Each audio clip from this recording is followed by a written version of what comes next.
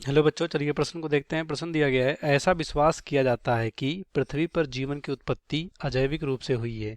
क्या यह प्रक्रिया आज भी हो सकती है? स्पष्ट कीजिए। तो सबसे पहले यहाँ पर समझते हैं इस प्रश्न का मुख्य अवधारणा। मुख्य अवधारणा। तो मुख्य अवधारणा में देखेंगे हम यहाँ पर किसके बारे में? जीवन की उत्पत्ति के बारे में। जीवन की उत्पत्ति। तो देखो, क्वेश्चन में क्या बोला गया है कि ऐसा विश्वास किया जाता है कि पृथ्वी पर जीवन की उत्पत्ति अजैविक रूप से हुई है। तो इसका क्या मतलब है?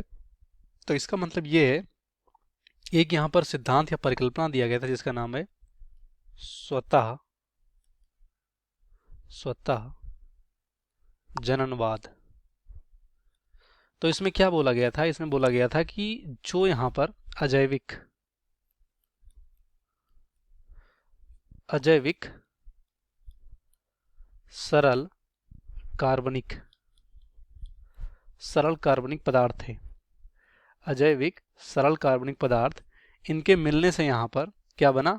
बहुलक बने, पॉलीमर, जैसे कि अमीनो अम्ल से यहाँ पर प्रोटीन, और इन्हीं बहुलकों से यहाँ पर फिर क्या बना? प्रो जिसे हम यहाँ पर क्या बोलते हैं? प्रोटो बायोन्ट बोलते हैं, या सिंपल क्या बोल सकते हैं? प्रोटो बेयोंट बोल सकते हैं। तो प्रोटो बेयोंट से यहाँ पर सिंपल क्या बना? जैसे जीवाणु का निर्माण हो गया। तो इस तरह से इस स्वतः जननवाद यहाँ पर सिद्धांत में ये बताया गया था कि अजैविक सरल कार्बनिक पदार्थों से जीवों का निर्माण हो रहा था, और ये लगभग बहुत सौ सालों, या कह सकते हो यहाँ पर कई हजार सालों पहले ये बताया गया था सिद्धांत। तो यहाँ पर वही कह रहे हैं कि जैसे कि अजैविक रूप से हुई, ऐसा माना जाता था पहले, तो क्या यह प्रक्रिया आज भी संभव है? तो यहाँ पर इसका आंसर होगा नहीं। यहाँ पर इसका आंसर होगा नहीं। नहीं, अब संभव नहीं है।